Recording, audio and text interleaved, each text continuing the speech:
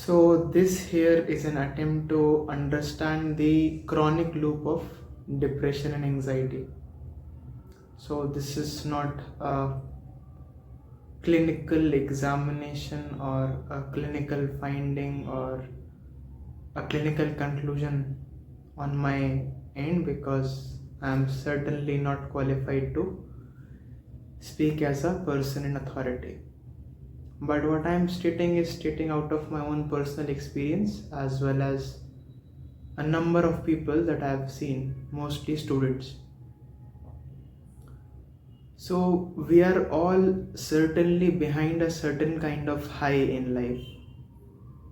Our days begins with turning the mobile data on and checking the mobile phone immediately, and we are kind of anxious if we don't do that. So as an experiment, if you wish to do that, don't turn the mobile data on until you have your breakfast, and you will see a certain sense of anxiety and dissatisfaction within you.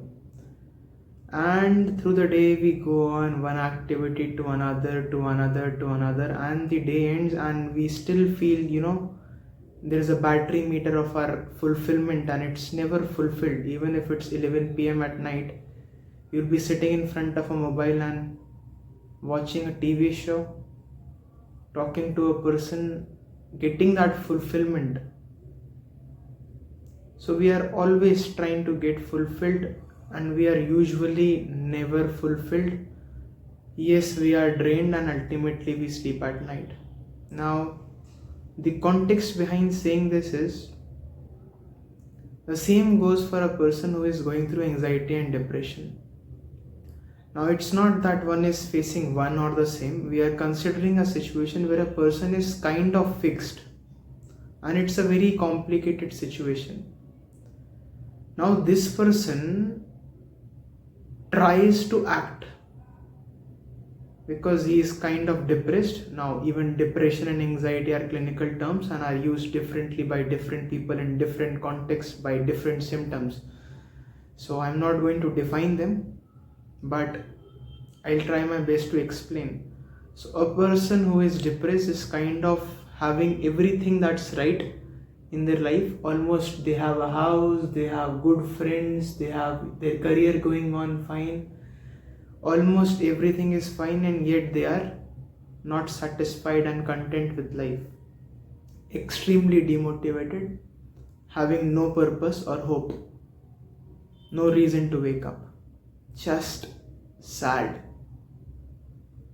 A person in anxiety could be defined as just, see, we all have a sense of anxiety within us. It's a good trait to feel anxious, fearful, because it also triggers us to make the right decisions, feel guilty at times, assess what's right and wrong after making a wrong thing or a wrong decision or a wrong act, to correct it and to stop ourselves from doing something that's wrong.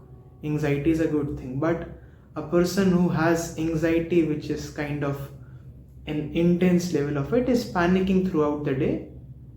They are just anxious, whatever the situation is. If the situation is X, Y, or Z, A, B, or C, they'll find a way to overthink it. Their system will find a way to panic. Their system will find a way to make them feel like, no, my hands are getting cold, my chest is getting tight, I'm not able to manage life. Now, it has been seen that both of these, anxiety and depression, sometimes come as a parallel theme in someone's life. Now, we have to understand, we as non-clinicians, as simple, normal people, take these things very lightly. Arey, this is nothing, no? It's like you do something about it. We make certain comments that, yeah, this is just on your mind, no? You should do, no. Now, we don't understand the complexity of a person's problem. So, the complexity and the complications are that this person is depressed. He has no motivation of his own, wants to do nothing in life, somehow gathers the strength to think of doing something. And as that person gathers the strength to do something, he starts doing it and he starts feeling an anxiety within him. Now, firstly, it was difficult in a state of hopelessness to find a step to take action on. And as that person takes action on it, something or the other, maybe trying to make it perfect, maybe what others would think of them, maybe just the habituated state of being in anxiety. Now they are starting to do something, but this anxiety is becoming heavy on them. So they took an effort to do something, but anxiety won't let them do it. And then they'll do nothing and be depressed. So even if they want to act, in the very process of acting out of depression, anxiety sets in, and then they are not finding any way to act. In this chronic loop, their life is fixed. Before making a comment on them, yes, it's their karma, yes, it's their own mistake, yes, it's their own habit or the environment that was there, or the wrong things that they did, or whatever it is that they went through that has brought them to this situation. You should understand the complexity of the issue before making a comment. And when you have not experienced 10% of this,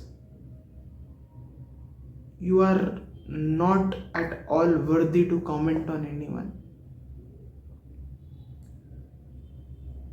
So how do we go about this situation where we are hopeless, purposeless, at the same time we think upon doing something and then we come to a state of anxiety? So first thing is, it can be solved. We should have hope that we'll try different ways, different methods, different activities, small baby steps, and we'll try to see the barriers that we are facing. So usually when a person has come to a stage of depression or they just have no hope in life, it is usually triggered by some event or some trauma or some event or some failure that happened in their life, after which they felt that they have no use in life. There is no sense of purpose, there is nothing that they can do about anything, and that's that.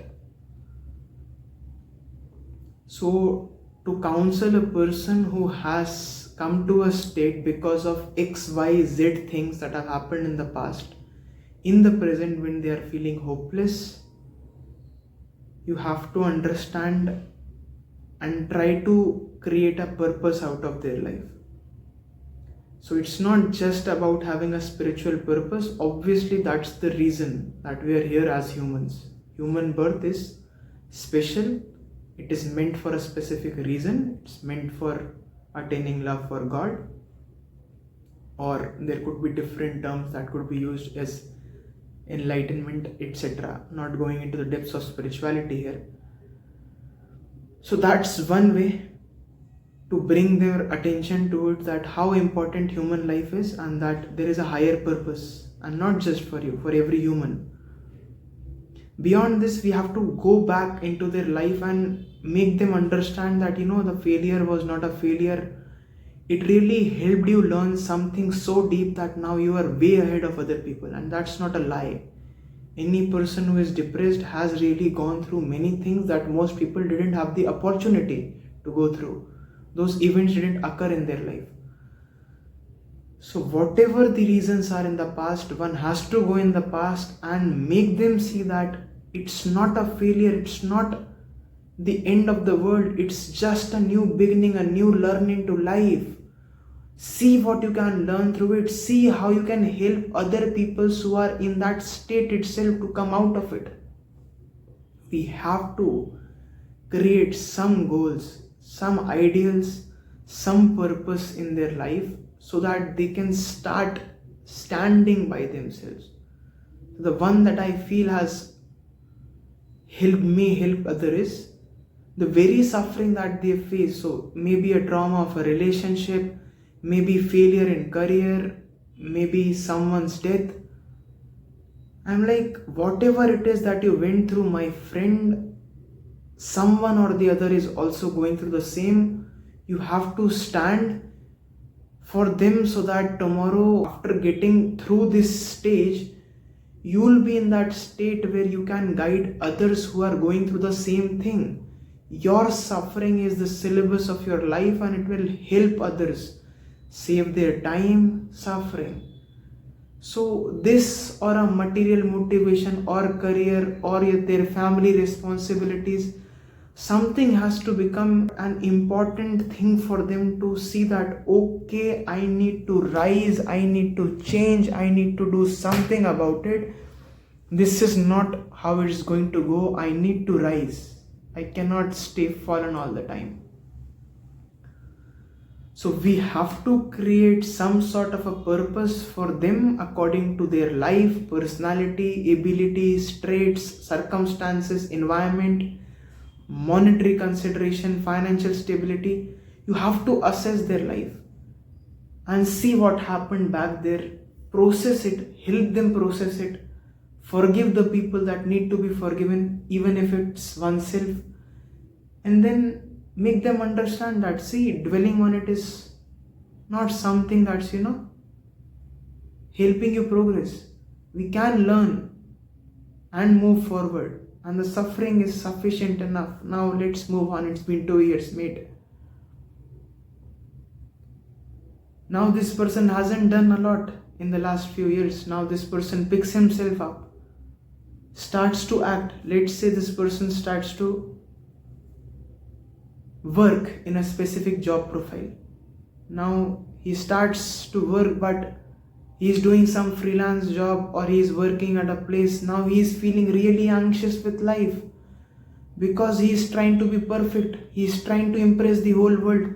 He's trying to impress and validate himself that he was a failure in the past because he couldn't qualify NEET. Now I have to do something, and if I fail here, then I'm a failure altogether. Already being anxious at the very first stage. You have to make them understand that, you have to take small steps. It's okay to be imperfect. You will have to make mistakes. You have not done anything in the last 3 years. You will be making mistakes. You have to take it slowly and easily. You have to let go of your ideals of perfections. You have to let go of all the time impressing others and even validating yourselves. Just let yourself be for some time. Let yourself make some mistakes. Just try to learn things slowly. We have to assist and support them on their journey where they are not able to do anything at all because of the anxiety that they feel when they start to do something. They should have a support system of yoga, good spiritual books, bhakti, mandir, good friend support, you as a counselor if it's possible, you as a family member if it's needed. Just be there. They don't really know or want to be explained anything. They already know most things. They are already overthinkers. They need someone to just listen.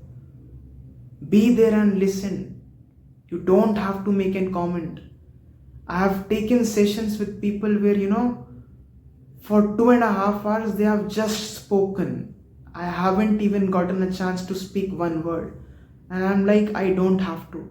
Until the other person is totally empty, if I say a word, it would be useless. So as a counselor, you're sitting on your seat and you're like, you keep speaking. Direction or not direction, specific or not specific. You have to understand and differentiate person to person. For a person you'll interrupt, but for a person who has gone through 4 counselors before you, if that person has come to you, it's a very deep case. They are losing hope in counselors as well. Try to create an environment for them where they could at least first, vent out. And then slowly you take a step that, sir, ma'am, you've spoken. I feel that you've spoken everything. Now may I have the opportunity to speak something?